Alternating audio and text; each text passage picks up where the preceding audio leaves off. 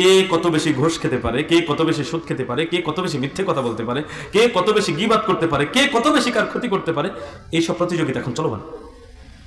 আপনি আমাকে একটা কটাক্ষ করে কথা বললে আমি আপনাকে 5টা শুনিয়ে দিই, এই তো প্রতিযোগিতা চলছে। অথচ আল্লাহ সুবহানাহু ওয়া তাআলা আমাদেরকে বলছেন সূরাতুল বাকারা 148 নম্বর আয়াত, ফাস্তাবিকুল খায়রাত, তোমরা পরস্পর নেকির কাজে, ভালো কাজে প্রতিযোগিতা করো।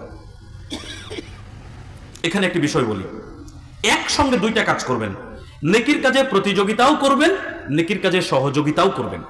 আল্লাহ সুবহানাহু ওয়া তাআলা সূরাতুল মাইদার 2 নম্বর আয়াতে বলেছেন, তাআওয়ানু আলাল বিররি ওয়াত তাকওয়া, তোমরা পরস্পরকে নেকির কাজে এবং তাকওয়ার কাজে সাহায্য সহযোগিতা করো।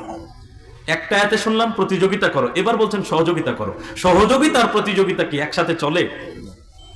আমি এবার একটু বুঝিয়ে দিই। দুইজন শিক্ষার্থী, ক্লাসমেট, একজন শিক্ষার্থী আর একজন শিক্ষার্থীর সাথে প্রতিযোগিতায় লিপ্ত, কে ভালো রেজাল্ট করতে পারে, স্বাভাবিক কিনা? এটা একটা প্রতিযোগিতা।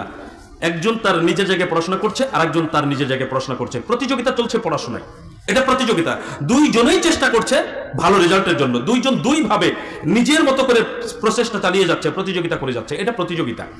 কিন্তু মনে করেন ওই শিক্ষার্থী আর একজন শিক্ষার্থীকে এসে জিজ্ঞেস করছে, দোস্ত অমুক প্রশ্নের উত্তরটা আমি খুঁজে পাচ্ছি না, এই প্রশ্নের উত্তরটা আমি কোথায় পাবো?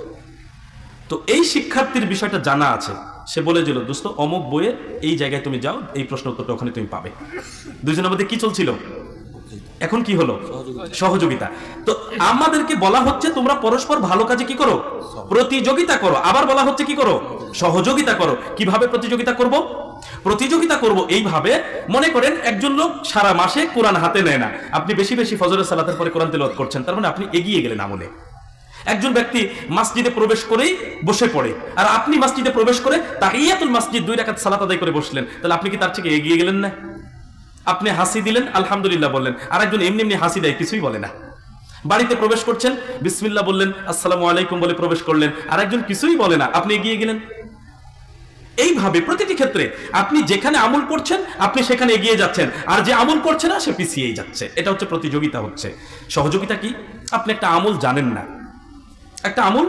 একটা দোয়া আপনার জানা নেই, একজন ভাই আপনাকে দোয়াটা শিখিয়ে দিল, বুঝিয়ে দিল, আমলটা শিখিয়ে দিল, তার মানে সেই ভাইটি আপনাকে একটা সৎ কাজে সহযোগিতা করলো। বুঝাতে পেরেছি? যদি সৎ কাজে আমরা পরস্পরকে সাহায্য করি, সহযোগিতা করি, মনে রাখবেন ওই ব্যক্তি আমল করে যত নেকি পাবে, আপনি শুধু ওই কাজে সহযোগিতা করে তত নেকি পাবেন। তাহলে এখানে শুধু সহযোগিতাই হলো না, আপনি প্রতিযোগিতাও করে ফেললেন।